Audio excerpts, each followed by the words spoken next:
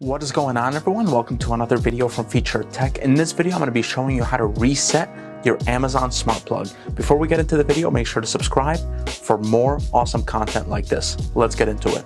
So to reset your Amazon Smart Plug, you have to make sure that it's plugged in first. And then once it is, you're going to find this button right here. And then you're going to press and hold until it starts blinking blue and red LED lights up here in that hole.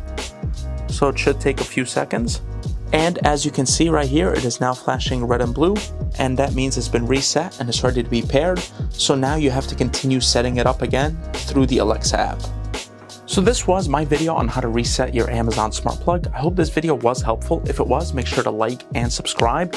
And if you have any questions, leave them down below. Hope you have a great day. Take care.